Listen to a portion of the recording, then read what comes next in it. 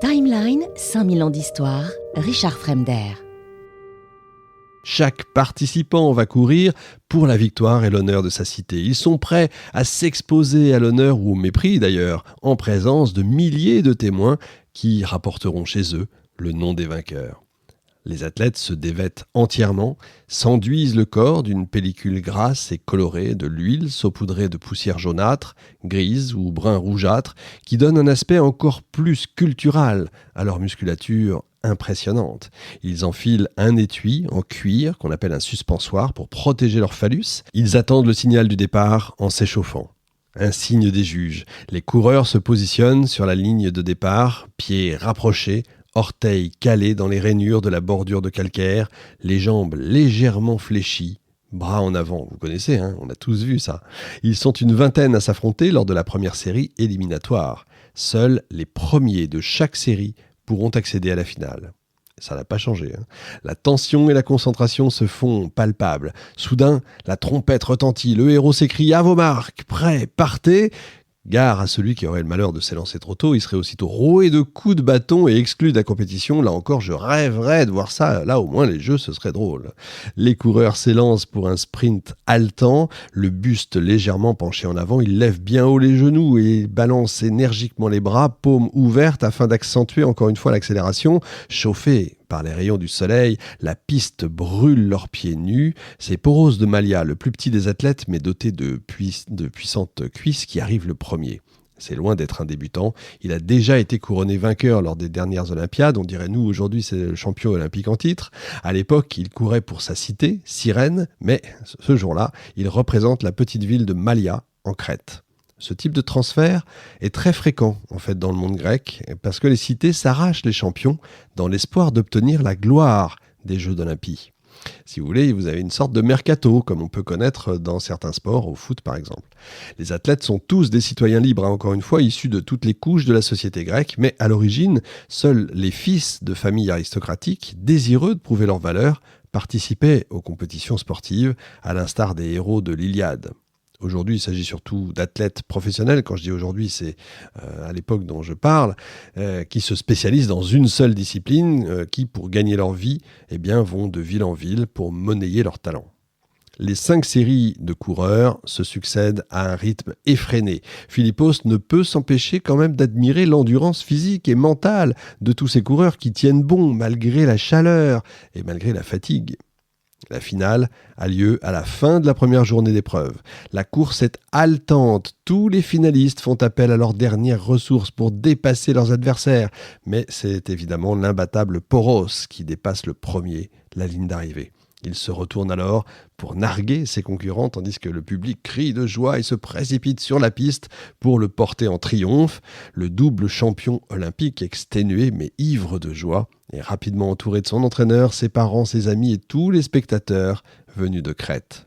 Mais déjà, les autres courses se poursuivent. D'abord, vous avez le Diolos, puis le Diolikos, la course de 24 longueurs de stade, souvenez-vous. Les participants ont une foulée souple et mesurée qui permet de rythmer son élan, les bras serrés au corps et les mains en avant. C'est Pyrilampès d'Éphèse qui remporte la victoire, assez facilement, faut le dire. Il est temps de quitter le stade au milieu d'une foule bruyante et joyeuse qui se dirige vers l'Altis pour poursuivre la fête et remercier les dieux. Le lendemain, Philippos et ses amis vont à l'hippodrome pour assister à la course de chars. Sur leur chemin, ils croisent des spectateurs euphoriques qui font un tintamarre extraordinaire. Ils crient « Macedonia !» Tiens, des Macédoniens. Ils ont de quoi se réjouir, effectivement. Le cheval de leur roi, Philippe II, vient de remporter la victoire à la course du Kélès. Et comme une bonne nouvelle n'arrive jamais seule, vous avez une formidable nouvelle qui vient d'arriver de la cour de Péla, la capitale macédonienne. La reine Olympias a donné naissance à un fils baptisé Alexandre, protecteur des hommes, le 5e jour d'Hécatombaïon, le 21 juillet. Qui sait, peut-être un jour ce petit prince qui descend d'Héraclès par sa mère sera le maître du monde. Et évidemment, nous le connaissons, cet Alexandre. Mais trêve de rêverie, il faut se presser pour trouver une place maintenant au bord de l'hippodrome. La course de chars est sans conteste l'épreuve la plus exceptionnelle et la plus spectaculaire. Ce sont 10 quadriges qui vont s'aligner sur la ligne de départ. Vous avez tous l'image de Bénur, évidemment, on n'est pas très loin. Une véritable prouesse tant pour les hommes que pour les chevaux.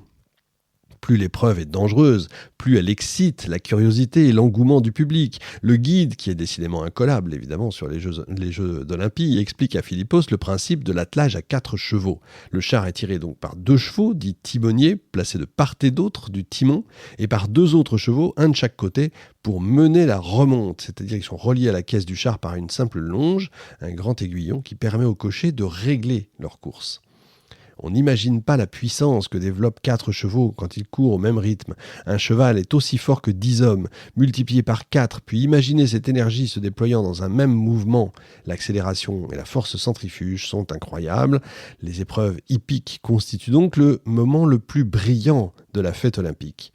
Le cheval et le char sont les symboles aristocratiques par excellence depuis l'époque homérique, on va dire, parce que seuls les plus riches, évidemment, en possèdent. Les rois, les tyrans, les membres des plus illustres familles dans les cités recherchent la victoire dans les compétitions équestres. Ils sont propriétaires de l'attelage ou du cheval de course, et donc ils sont récompensés par la couronne de victoire. Le cavalier ou le cocher ne reçoivent qu'une bandelette de laine. Vous voyez un peu. Les Jeux d'Olympie connaissent 4 courses hippiques. D'abord, le tétripon, la course de char à 4 chevaux, tellement populaire, et qui deviendra tellement populaire dans le monde romain. Les chars doivent effectuer 12 tours de piste, c'est-à-dire 14,4 km, avec des virages serrés autour des bornes à chaque extrémité, là vous voyez le film. En 384 avant notre ère, les organisateurs des Jeux ajoutent une course de 8 tours avec des poulains. Ensuite, vous avez le Kélès, le fameux Kélès, donc une course montée de chevaux adultes. Les cavaliers sont de jeunes jockeys, de petite taille déjà, qui montent à crue, sans selle ni étrier, qui doivent effectuer un seul tour de piste, c'est-à-dire 1,2 km. Puis vous avez l'Apénée, une course de chariot tirée par 2 mules, qui apparaît en 500, mais rapidement abandonnée en fait, en 444, avant notre ère, et toujours, en même temps que la Calpée, une course exclusivement réservée aux juments. Cette épreuve de trot possède quand même une particularité. À quelques distances de la ligne d'arrivée, le cavalier doit redescendre de sa monture et courir à ses côtés en la tenant par les rênes. Ça, c'est original. Enfin, la Synoris, une course de char à 2 chevaux qui compte 8 tours de piste. Les épreuves hippiques tiennent donc une place particulière au sein des concours grecs. Elles sont l'apanage des élites, comme je le disais tout à l'heure, et conservent un lien fort avec le domaine militaire. Dans l'Iliade, au moment des funérailles de Patrocle, des courses de chevaux se tiennent au plus près du champ de bataille, et ce sont les meilleurs guerriers de l'armée achéenne qui s'affrontent. Ces courses sont organisées ponctuellement pendant les campagnes militaires et constituent une manière d'entraîner en fait les chevaux et les cavaliers. Lors des grandes Panathénées, les bataillons de la cavalerie s'affrontent en un combat fictif qu'on appelle Antipasia. Ils se produisent également lors de fêtes religieuses, des concours locaux ou des réunions panhelléniques. La course de quadrige est introduite aux Olympiades, donc en 680 avant notre ère, 100 ans après l'institution de ce concours quand même. Il faut attendre 648 pour qu'apparaisse la course montée. La première course de chars a lieu durant les Pythias de Delphes. Chaque concours est singulier, donc l'organisation des compétitions, le détail des épreuves, leurs spécificités ne sont pas toujours faciles à connaître. En plus, les épreuves au sein d'un même concours varient au cours du temps. La course de quadrige conserve quand même une place éminente par son caractère spectaculaire, son organisation très coûteuse qui permet à ceux qui engagent un attelage de faire étalage de leur puissance. C'est signe extérieur de richesse, si vous voulez. Timeline, 5000 ans d'histoire, Richard Fremder.